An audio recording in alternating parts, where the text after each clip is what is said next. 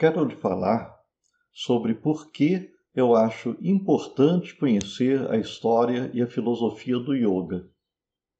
Eu vou apresentar 5 motivos e meio. Os 5 motivos são para quem já se dedica ao yoga, e o meio motivo é para quem ainda não está envolvido com yoga.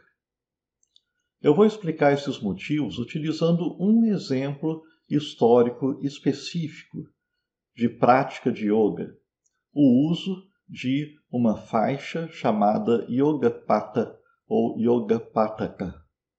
Já vou explicar o que é isso. Desde o século II a.C. até o século XVIII d.C., encontramos muitas esculturas e pinturas indianas que mostram pessoas ou até divindades com as pernas amarradas por uma faixa. Todas essas representações estão associadas ao yoga e à meditação. Quer entender o motivo? Essa faixa que vocês veem nas imagens, amarrando as pernas dessas pessoas, se chama Yogapata ou Yogapataka, em sânscrito. A palavra pata ou pataka quer dizer uma faixa ou um cinto de tecido. Yogapata ou Yogapataka significa uma faixa de yoga, e é claro que esse nome já indica que isso tem relação com yoga. Mas para que servia isso? Qual era a utilidade de se amarrar desse modo? No yoga tradicional indiano, as práticas de meditação sempre foram feitas em postura assentada, nunca em posição deitada, como algumas pessoas ensinam atualmente. Essas práticas costumavam ser bastante longas, podiam durar muito mais de 1 hora. Durante todo esse tempo, o yogin ou a yogini precisava ficar em uma posição firme e confortável, sem que o corpo incomodasse e atrapalhasse a prática. Existem várias posturas do yoga que podem ser utilizadas para isso. Porém, alguns séculos antes de Cristo, certos yogins descobriram que era possível ficar em uma posição assentada firme e muito confortável, utilizando uma faixa para amarrar as pernas. E assim foi inventado o Yogapataka. E essa técnica se espalhou rapidamente porque é realmente muito boa. As esculturas mais antigas que se conhece, que mostram pessoas utilizando a faixa de yoga para amarrar as pernas, são do século II antes da era cristã. Essas imagens aparecem em um portal de um monumento budista famoso, a Stupa de Sanchi. Mas não representam budistas, e sim ascetas da tradição brahmânica meditando. O uso do Yogapataka nunca foi adotado na tradição budista. Os primeiros textos que mencionam essa faixa de yoga são de alguns séculos depois de Cristo, ou seja, bastante depois das esculturas mais antigas conhecidas. Aparecem menções em obras chamadas Puranas e em comentários do Yoga Sutra de Patanjali. Vamos explicar um pouco isso. Provavelmente você sabe que Patanjali foi o autor do Yoga Sutra, uma obra fundamental que apresenta um tipo de yoga voltado principalmente para práticas internas, como a meditação. O Yoga Sutra foi escrito poucos séculos antes ou depois do início da era cristã, talvez entre os séculos 3 a.C. e 3 depois de Cristo. Não é a obra mais antiga sobre yoga que se conhece, mas ela é importante para explicarmos o uso do Yogapataka. Tanto no Yoga Sutra quanto em textos mais antigos, as posturas ou asanas utilizadas no yoga eram apenas uma preparação para realizar outras práticas. A pessoa escolhia uma posição confortável na qual pudesse ficar um longo tempo e depois começava a fazer outras coisas, como pranayama, concentração, meditação, etc. Patanjali afirma claramente no Yoga Sutra que a postura deve ser firme e confortável, que ela não deve exigir nenhum esforço. Ele não dá nenhum nome de asanas, nem descreve postura, só diz isso, porque para ele não tinha grande importância o modo de se assentar, bastava ser confortável e estável. O comentário mais antigo do Yoga Sutra que conhecemos, atribuído a Vyasa, menciona os nomes de alguns asanas, como Padmasana, postura do lótus. Indica que o praticante pode também se assentar utilizando um suporte ou apoio. A palavra em sânscrito que ele utiliza é sopashraya. Nesse comentário não há nenhuma explicação mais detalhada, mas obras posteriores esclarecem que sopashraya é exatamente utilizar o Yoga Pataka. Não podemos ter certeza sobre se Patanjali conhecia e usava o Yoga Pataka, mas é bem possível que conhecesse, já que as esculturas da estupa de Santi são da mesma época do Yoga Sutra ou até mesmo anteriores a ele. De qualquer forma, os comentaristas posteriores acharam que o uso de Yoga Pataka fazia todo o sentido de acordo com a indicação de Patanjali, pois essa faixa ajuda a manter o corpo firme de modo confortável. Quando se utiliza algum asana sentado por longo tempo, pode surgir cansaço, dores na coluna, também problemas de circulação nas pernas. O uso da faixa de yoga elimina todos esses problemas, porque ela prende o corpo em uma posição que não exige esforço. Apoia a região lombar da coluna e não prende a circulação sanguínea nas pernas. Eu já disse que o uso de Yoga Pataka é atestado por esculturas e pinturas indianas durante 2000 anos, até o século XVIII. Não se sabe quando a utilização dessa faixa de yoga desapareceu na Índia, nem o motivo pelo qual deixou de ser utilizada. Mas foi um instrumento muito importante do Nepal até o sul da Índia durante séculos. Há esculturas que representam o Rishi Agastya, um personagem associado aos Vedas utilizando Yoga Pataka. Há outras esculturas que mostram Matsyendra e Goraksha, os fundadores do Hatha Yoga, com Yoga Pataka. Posteriormente, a faixa de meditação passou a ser utilizada também no Tibete. Há também imagens de Shiva usando Yoga Pataka. São as imagens em que ele é representado como mestre do yoga. Shiva Dakshinamurti. Narasimha, um avatar de Vishnu que tem forma de leão, também é apresentado muitas vezes em postura de meditação com Yoga Pataka.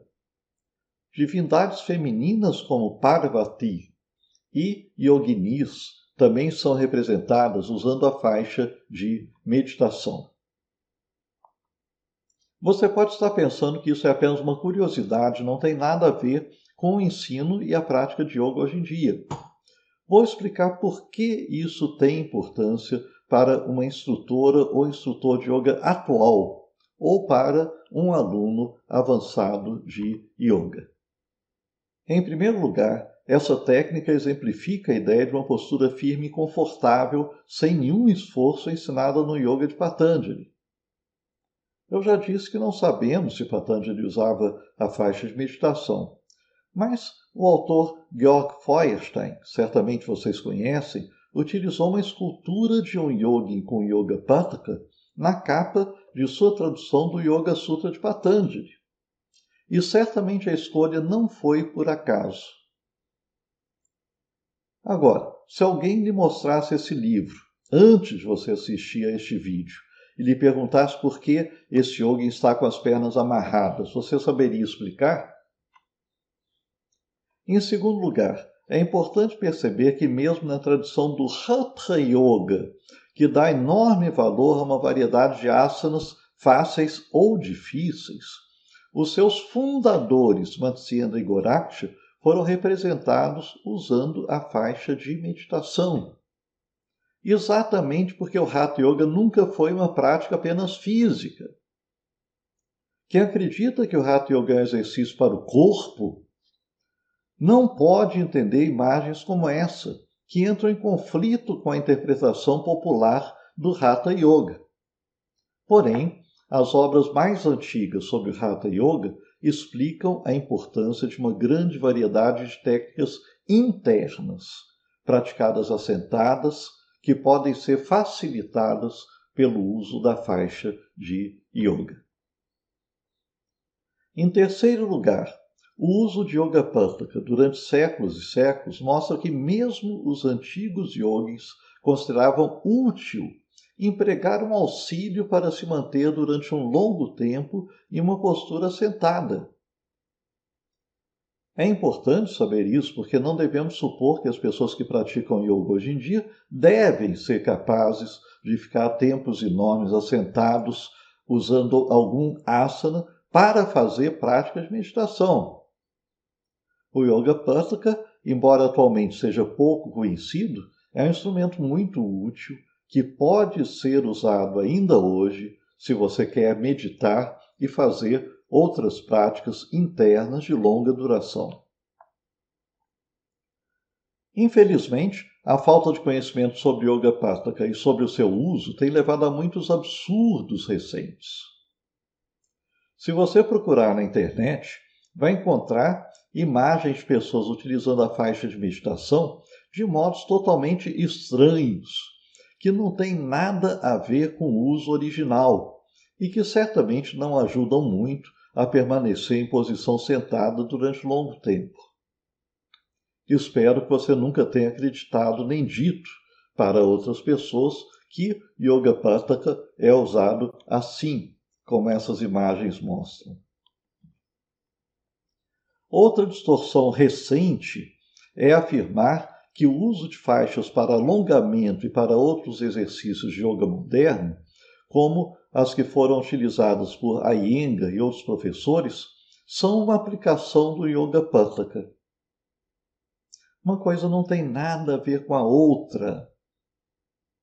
Nenhuma pintura ou escultura indiana antiga mostra pessoas utilizando faixas de alongamento ou utilizando faixas para se pendurar na parede. Isso são coisas que foram inventadas recentemente no yoga moderno. Mas existe até um livro escrito por Dmitry Danilov que se chama Yogapatha, um manual para a prática de yoga na parede. Por favor, não acredite nem difunda ideias erradas como esta. Existem autores que dizem que Iyengar se baseou no Yogapatha, embora tenha feito uma adaptação dela. Isso é mentira. Eu vou descrever para vocês o que o próprio Iyengar escreveu sobre o uso de faixas no yoga. Vou ler o que ele disse. Na década de 1960, quando eu estava na França, vi pessoas utilizando cintos para carregar ou para amarrar suas bagagens. Eles estavam prendendo as malas umas às outras com eles. Minha mala também estava atada com um deles, e eu o levei para casa. Então eu pensei que esse cinto para bagagens também era bom para yoga.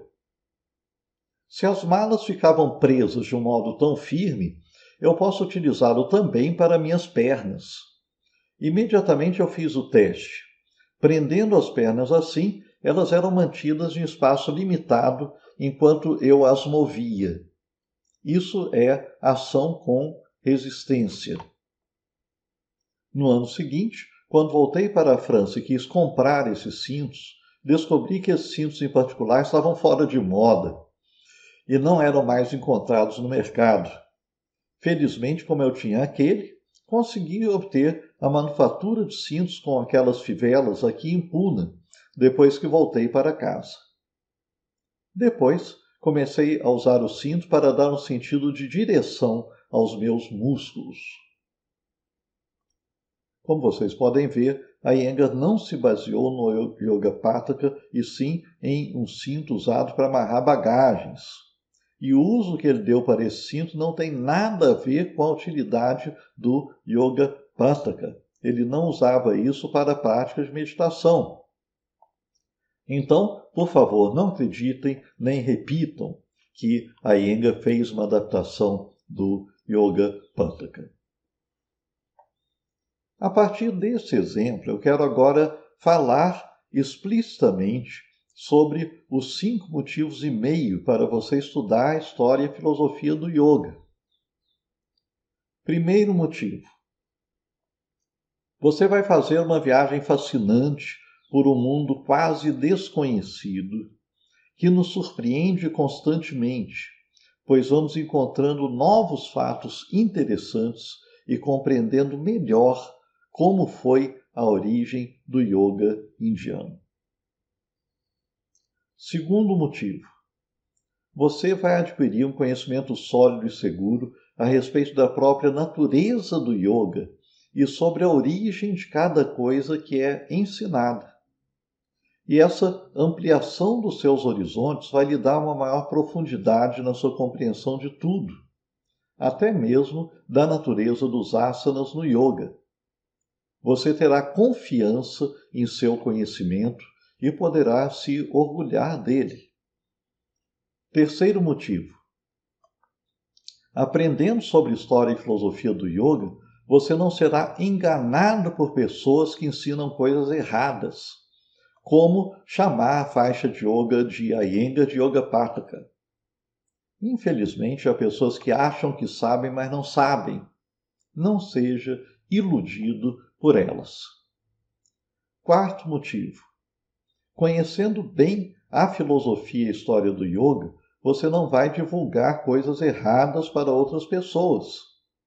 É péssimo iludir ou passar informações equivocadas para frente, especialmente no caso de instrutoras ou instrutores de yoga que têm uma grande responsabilidade frente aos seus alunos.